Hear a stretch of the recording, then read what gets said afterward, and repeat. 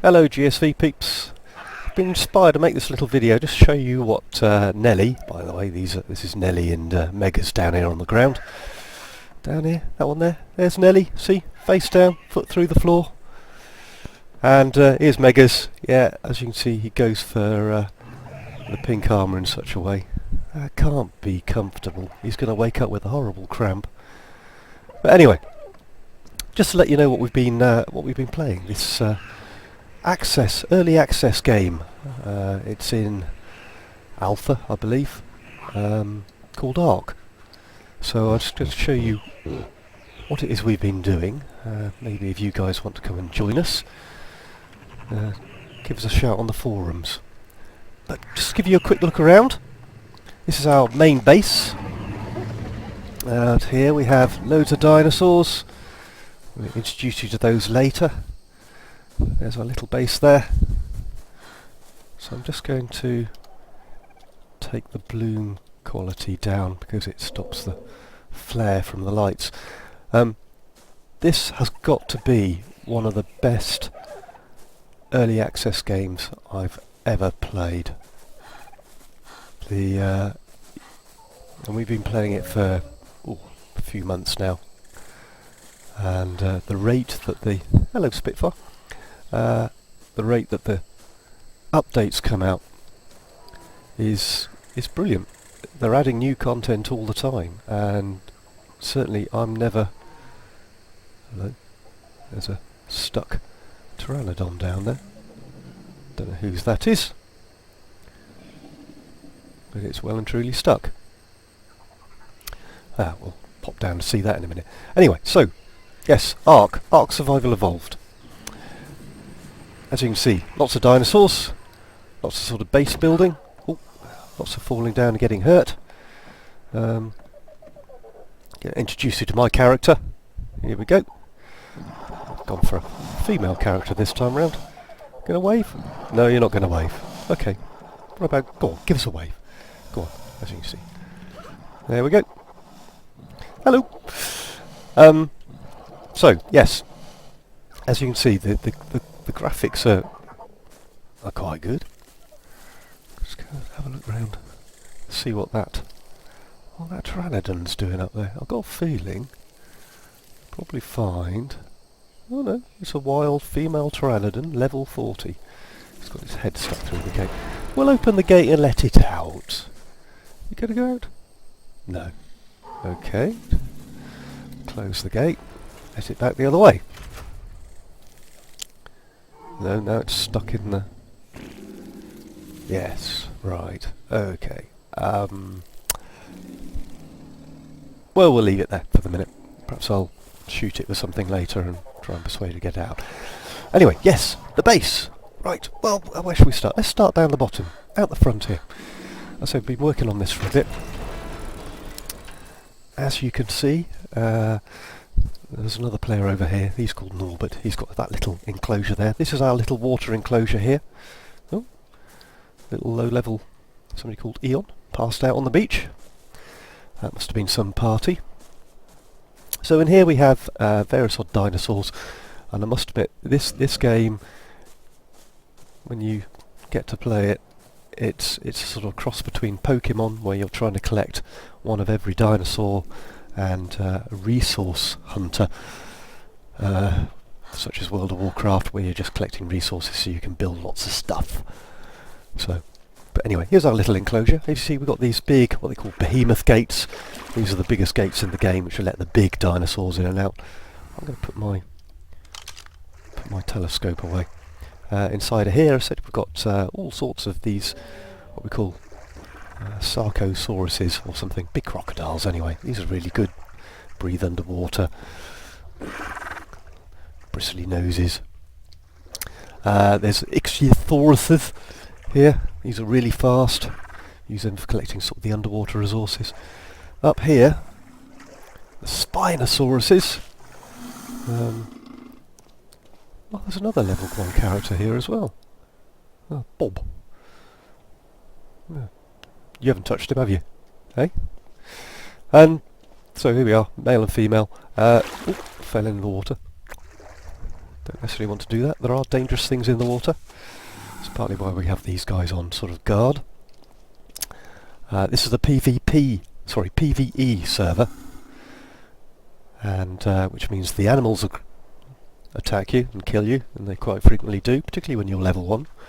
Possibly why this guy here has passed out here. If they're level 1s, generally they've probably logged on, run around a bit and fallen over. You level up so quick the first few levels in this game that if you find a level 1 character, chances are he's not coming back. I mean, we can drag this guy. Look at this. Let's I don't know, what do we do? Feed him to the fishes. Is that a bit cruel? Oh no, there he is still. Let's put him down here. Use him as bait maybe. There. Bye bye, Bob. Oh, outside the gate. Back in here. Okay, yes, Spinosauruses. They're like big puppies when they romp around, but there we go. And, last but not least, I thought I had a frog in here, but I haven't. Anyway, then we have Megalodon. Here we are. Megalodon. Giant shark thing. Now these are all tamed. They've got saddles on, you can ride them. And they've all got different traits. So, you know, the Megalodon, for instance, is a big, fierce. It'll attack all the other Megalodons and the plesiosaurs and everything else you get out at sea. So, back into our little compound here. Guys have put this little... These little guys were all getting attacked, so we decided to sort of box this little area in. We built the first area up on stilts up there. Oh, there's another one. Who's that? I don't know, dead bodies all over, or unconscious bodies all over the place. Anyway, little Dilophosaurus, little pack animals. You end up with loads of these, and certainly when you first start playing the game, they end up running all over the place and being a real pain, but then you learn how to deal with them. Over here we have Pulminoscorpuses, yeah, giant scorpions. Excellent. These things are quite fun. Yeah, got 360-degree turn on these, but most of the time we're keeping these. As I said, if you want to train animals, you can, you know, basically the idea is to knock them out. I can't get off now, I'm stuck. So there we go. You knock them out using trank arrows or slingshot. Various odd methods. Some do more damage than others and are better for some creatures than others, but knock them out, then you feed them, and depending on what animal it is, you're either feeding it meat or something called prime meat or berries, or if you want to do, look, what's that? Pteranodon again. Pteranodons are non-aggressive, as you probably guessed, that's why I'm not panicking. But yes, then the taming rate goes up, and this can take a little while, particularly for the larger level creatures. We have a couple of saber-toothed tigers here. Ooh, green eyes. Funny. You've got green eyes? Perhaps all the cats are green eyes. Never noticed that. Frogs. These are quite new. Added to a patch not so long ago. They have an attack. You can't see it from here. Hang on. Let's come into an external view. Ah. Bloop, bloop, bloop, bloop. Okay. Good at catching flies and things, which are good for creating what we call cementing paste, another resource. These things, by the way, even the captive creatures, all these, they all need feeding. We can use this feeding trough here. As you can see, we just chuck stuff into it. Actually, there's no meat in that. Most of these are meat eaters, so they're probably all hungry. See. And we have some T-Rexes! Now, the T-Rex is probably... I wouldn't say he's the most efficient dinosaur in the game. He is a big meat harvester, but he's...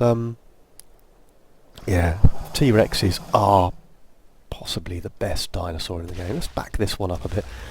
This is called Poker Face, and they have... I mean, how cool can you get? I mean, I don't know.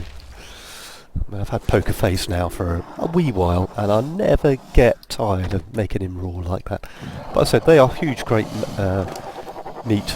Yeah, you've got lots of spoiled meat in him. We'll have to take him out hunting later. Anyway, then we've got raptors.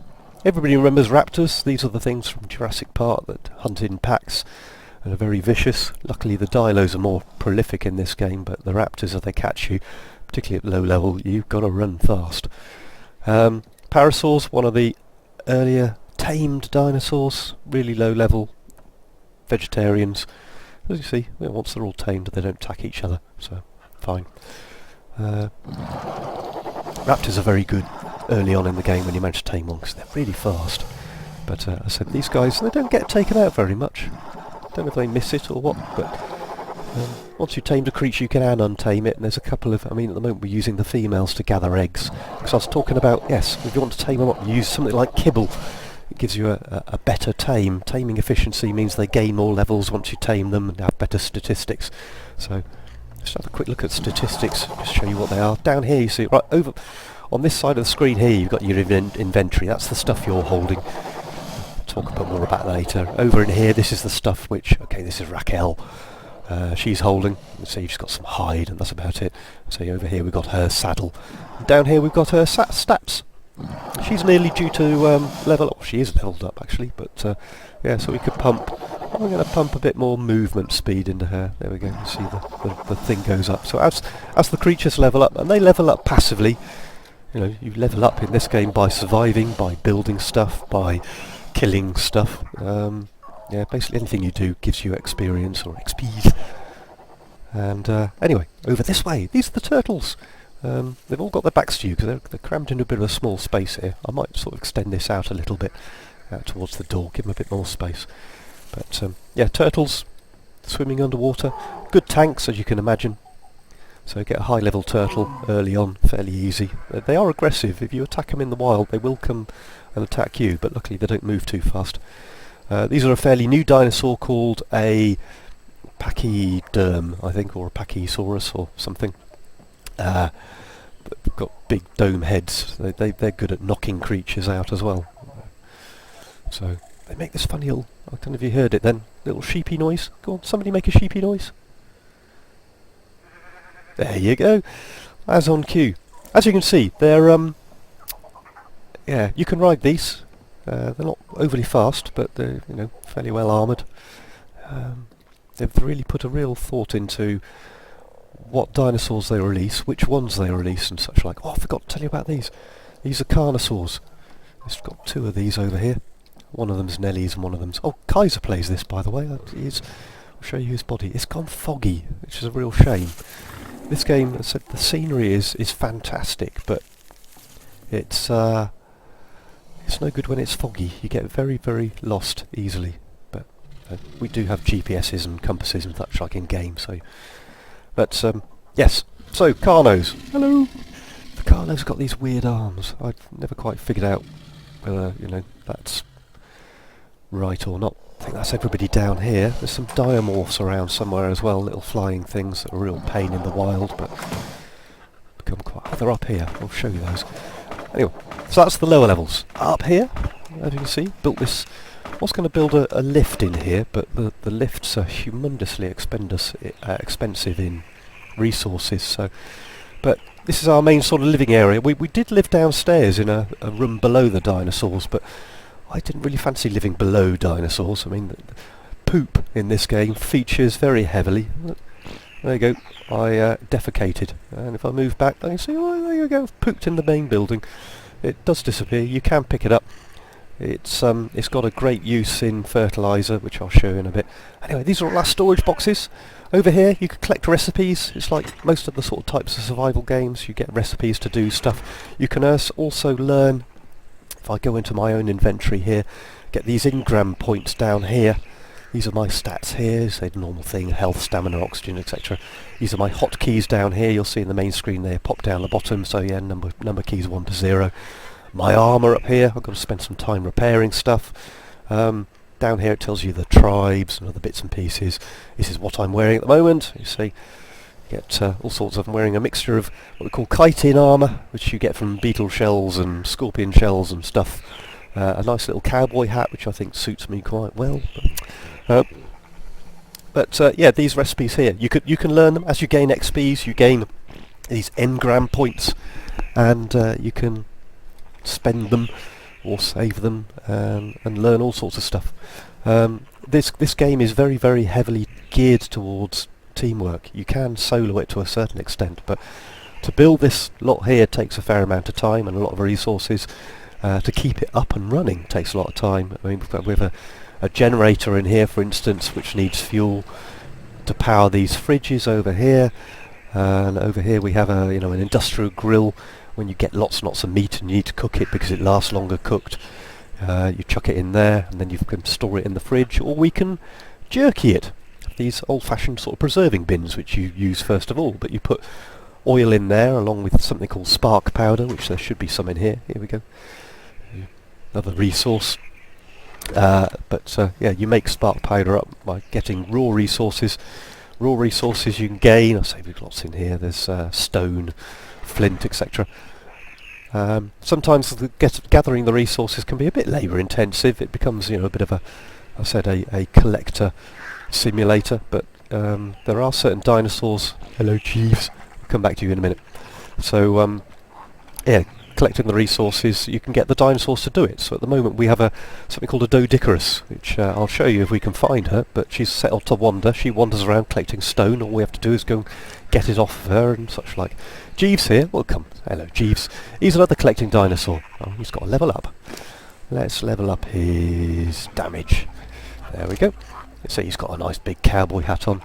There we go. I thought he had a wart on his nose, but that little symbol there just means he's near a feeding trough, so he feeds himself from that. Jeeves is a Gigantopithecus or something similar to that. You can set him to wander, and he'll just wander off gathering fibre for you. But he's reasonably low level. He's only 37. These creatures, they do a passive tame. You have to follow them around and feed them berries or kibble or stuff. And actually these are quite aggressive as well. If you get too close, yes, I know. Yeah, I don't know what he's doing. Stood on a pink box. Nobody seems to know how he got up there or why he got up there. But anyway, he's our butler. So this here is his Jeeves's butlering box. You can see there.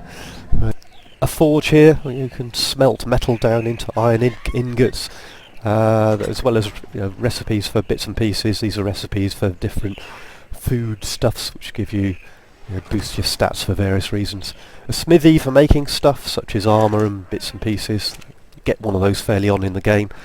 And then over here we have it's a giant lathe. It's called a fabricator, but it's a giant lathe. You can make more technical stuff on that. And then pestles and mortars, which you can sort of stick stuff in, grind it up for, I don't know, narcotics, spark powder, stimulants. There's all sorts of things in there. Yeah, lots and lots of boxes. Because as I said, it's about collecting stuff and making stuff with the stuff you collect. So it's lots and lots of stuff. Another box over there. Generator, showing you that. Right, let's pop outside. I'll give you a quick look around here. I said another feeding trough here. I don't know if this one's got any meat in it. No, all the meat's spoiled, so we'll have to go out and pick up some meat later. Oh, this spot I've got a, Right, out here, some more of these dilos. I say once they're tamed up, they're really good at little good guard dogs. You can set them on, well, either neutral or tackle targets. Anything comes in here. These brontosauruses. Look at that. There we go. This is Twinkle Toes over here. She's low level. We're just basically keeping her for eggs. And I said eggs you make into kibble to tame other dinosaurs. Oh, dear me. That was close, wasn't it? Didn't want to walk under there. So yes, brontosauruses. The developers have been really good. They've developed this, or introduced this sort of circle of life taming thing. So you get a creature that produces eggs. Obviously this one here, Herman, he's a mammoth. Yeah, woolly mammoths. They don't lay eggs, being mammals, but they still poop. Then, oh, sorry, tripped over a dinosaur. This is one of the newest creatures. This is a Quetzal. Some of these, the brontosauruses and the Quetzals, it's a sort of big flying goosey thing. He sort of honks, but he's enormous. You can build buildable base platforms on the backs of some of these. We haven't actually got around to doing that yet. Up here, we'll pop on top of the greenhouse. Oh, this thing here, this is plant species X, by the way. Acts as like an automatic turret and shoots fertiliser at anything that comes into range and attacks your creatures. It does huge amounts of damage. I kited an Argiventus. That's one of these eagerly looking things you can see over there. We'll go and see them in a minute. Unfortunately it attacked me and this thing started attacking it and it didn't last. I've got plants growing up through the roof here. You know, like a proper greenhouse. Anyway, Pteranodon. Here we go. This is a low-level Pteranodon. We use these for... you can ride them, you know, so they've got a saddle and stuff on the back. But you use these for mules, carting stuff around, and eggs, again. I mean, everything peeps. Oh, there you go, look, eggs! There, look at that. See? This is a Triceratops. We'll come back to the greenhouse in a minute, since we have a Triceratop egg. Oh, there's another egg over here. Eggs are good. You make, I said, do things with them. You can eat them. And later in the game, in fact, I think in the next patch, they're going to develop being able to hatch eggs. So, and you'll be able to grow your own dinosaurs. But we'll see how that comes out.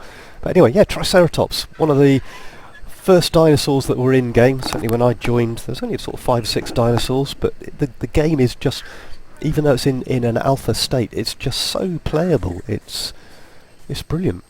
And they've produced content and they patch it. I mean, certainly when it first came out, they were patching it virtually every day. Oh, there we go, they're going to update again! Well, 15 minutes of maintenance.